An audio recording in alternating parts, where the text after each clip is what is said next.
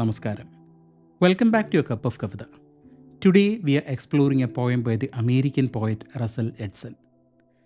അദ്ദേഹത്തിൻ്റെ ഓക്സ് എന്ന കവിതയാണ് നമ്മൾ ഇന്ന് പരിചയപ്പെടുന്നത്. ഇവിടെ ഈ കവിതയിൽ ഒരു മകളുടെ കൺമുന്നിൽ വെച്ച് അച്ഛൻ കാളയായി രൂപാന്തരം പ്രാപിക്കുന്ന അത്ഭുത കാഴ്ചയാണ് നമ്മളെ കാത്തിരിക്കുന്നത്. അതെ, കാളയായി തന്നെ. അസംഭവ്യമായ കാഴ്ച അല്ലേ? ഒരു പക്ഷേ പൊട്ടിച്ചിരിക്കാനാവും നിങ്ങൾക്ക് ആദ്യം തോന്നുക. But please don't. Because as you get to the core of this poem, you become deeply sad. You realize that this is actually a story about a family losing their face, losing their dignity. കവിയെ പറ്റി രണ്ട് വാക്ക്. Russell Edson was an American poet, novelist, writer and illustrator. ഗദ്യ കവിതകളുടെ പിതാവ് എന്നാണ് അദ്ദേഹം അറിയപ്പെട്ടിരുന്നത്. Aux എന്ന കവിതയിൽ മാത്രമല്ല, അദ്ദേഹത്തിൻ്റെ പല കവിതകളിലും അതിവിചിത്രമായ ഇമേജുകൾ നമുക്ക് കാണാം. ഒരു കവിതയിൽ ഒരു സ്ത്രീ ഒരു മരത്തിനോട് പോരാടുന്ന കാഴ്ചയാണെങ്കിൽ മറ്റൊരു കവിതയിൽ ഒരമ്മ ഒരു ആൾക്കുരങ്ങിന് ഭക്ഷണം വിളമ്പുന്ന വിചിത്ര കാഴ്ചയാണ് നമ്മൾ കാണുന്നത്. ഈ കവിതയിൽ പൊടുന്നിനെ സംഭവിക്കുന്ന രൂപമാറ്റം കാണുമ്പോൾ കാഫ്കയുടെ മെറ്റമോർഫോസിസ് എന്ന കഥ നിങ്ങളിൽ ചിലരെങ്കിലും ഓർക്കുമായിരിക്കും. Well, we can go straight into the poem.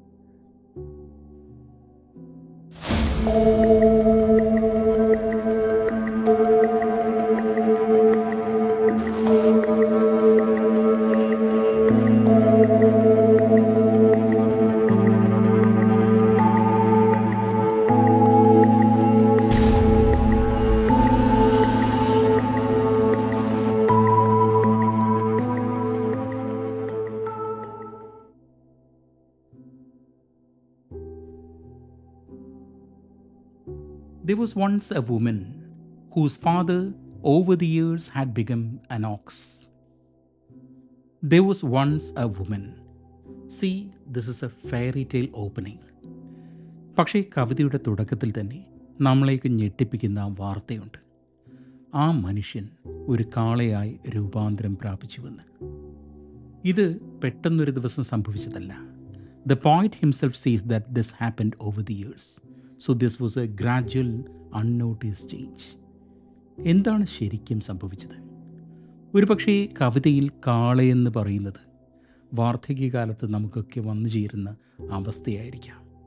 ഒന്നുകിൽ അംനേഷ്യ, മറവി രോഗം, അല്ലെങ്കിൽ അഡിക്ഷൻ, അല്ലെങ്കിൽ മറ്റ് മാനസിക രോഗങ്ങൾ, അങ്ങനെ പലതും.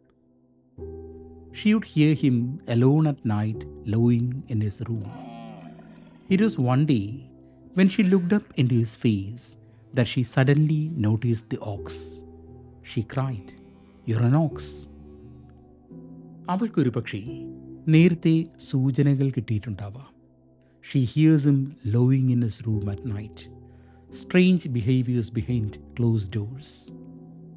But she might not have understood it until one day she looks up into his face and sees an ox in place of a father. Families often only see a parent's decline suddenly, though this has been happening over years. Recognition comes late and often brutally. "You're an ox," she cries out. ഈ കവിതയിൽ വഴിത്തിരിവിരിക്കുന്നത് ഇവിടെയാണ്. നിങ്ങൾക്ക് ഭ്രാന്താണ്, നിങ്ങൾ ഞങ്ങൾക്കൊരു ബാധ്യതയാണ് എന്ന് വേണ്ടപ്പെട്ടവർ അസ്വസ്ഥതയോടെ വിളിച്ച് പറയുന്ന നിമിഷം മുതലാണ് ചിലർ ആ അവസ്ഥയിലേക്ക് പൂർണ്ണമായി കൈവിട്ട് വീണുപോകുന്നത്. Once the condition is named, people sometimes live into that naming.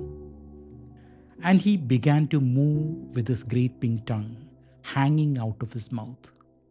He would stand over his newspaper, turning the pages with his tongue while he evacuated on the rug. മകളത് വിളിച്ചു പറഞ്ഞപ്പോഴായിരിക്കാം തൻ്റെ അവസ്ഥ അദ്ദേഹം കാണുന്നത്, തിരിച്ചറിയുന്നത്. Here, the very act of naming seems to seal or activate the transformation. അദ്ദേഹം പൂർണ്ണമായും കൈവിട്ട് ഒരു കാളയായി പരിണമിക്കുകയാണ്. He begins to move. He sticks his tongue out and turns the newspaper with his tongue. ഇതൊരു ദുഃഖകരമായൊരു കാഴ്ചയാണ്. അദ്ദേഹം എന്നിട്ട് ഒരു കാളയെപ്പോലെ ആ പർവ്വതാനിയിൽ വിസർജിക്കുകയാണ്. See, this is the pity of old age. You lose all your bodily control. ഓർമ്മ വരുന്നത് പണ്ട് ഞങ്ങളുടെ വീടിനടുത്തൊരു ഞങ്ങളൊക്കെ ഒരുപാട് ബഹുമാനിച്ചിരുന്നൊരു മനുഷ്യനുണ്ടായിരുന്നു. പത്രത്തിലായിരുന്നു അദ്ദേഹത്തിന് ജോലി. വയസ്സുകാലത്ത്, അദ്ദേഹത്തിൻ്റെ വാർദ്ധക്യകാലത്ത് ഈ മറവി രോഗം എന്താണെന്ന് ഞാനൊക്കെ തിരിച്ചറിയുന്നത് ഞങ്ങളുടെ ഈ കുട്ടിക്കാലത്ത് ഇദ്ദേഹത്തിലൂടെയാണ്. അപ്പോൾ അവിടുത്തെ ആൻറ്റി പറയും, കുളിക്കാനൊക്കെ കയറി കഴിഞ്ഞാൽ സോപ്പ് എടുത്ത് തിന്ന് കളയും, കഴിച്ചു കളയും. കാര്യം എന്തിനാണ് സോപ്പ് എന്ന് പോലും മറന്നു. ഞങ്ങൾക്കൊക്കെ കുട്ടിക്കാലത്ത് ഭയങ്കര അത്ഭുതമായിരുന്നു, ഇങ്ങനൊരു ഇത്രയും പ്രായമായൊരു മനുഷ്യൻ കുളിമുറിയിൽ കയറി സോപ്പ് തിന്നുക. ഇതാണ് എന്തൊക്കെയാണ് നമ്മളെ കാത്തിരിക്കുന്നതല്ലേ വാർദ്ധക്യകാലത്ത്. നമ്മൾ എന്തൊക്കെയായിട്ടായിരിക്കാം മാറുന്നത്. അതിനൊക്കെയാണ് ഈ കാള എന്നുള്ള ഇമേജ്, ഓക്സ് എന്നുള്ള ഇമേജ് കൊണ്ട് റെപ്രസെൻ്റ് ചെയ്യുന്നത് ഈ കവിതയിൽ. When this was brought to his attention, he would low with sorrow and slowly climb the stairs to his room, and there spend the night in mournful lowing. ആ കാർപ്പറ്റിൽ വിസർജിക്കുകയൊക്കെ ചെയ്തില്ലേ? എന്താണ് അദ്ദേഹം ഇപ്പോൾ ചെയ്തതെന്ന് മകൾ ചൂണ്ടിക്കാണിക്കുമ്പോൾ ആ അച്ഛന് കുറച്ചൊക്കെ മനസ്സിലാവുന്നുണ്ട്. ഹി ലോസ് വിത്ത് സോറോ എന്നാണ് പറയുന്നത്. ഒരു കാളയെപ്പോലെ അദ്ദേഹം അമർന്നു. Then he withdraws into his room upstairs, withdraws into isolation, and spends the whole night in mournful lowing. വേദന കൊണ്ട് അദ്ദേഹം ആ രാത്രി മുഴുവൻ അമറിക്കൊണ്ടേയിരിക്കുന്നു. Some grief that cannot be expressed in a language his daughter can understand, or any other human being can understand.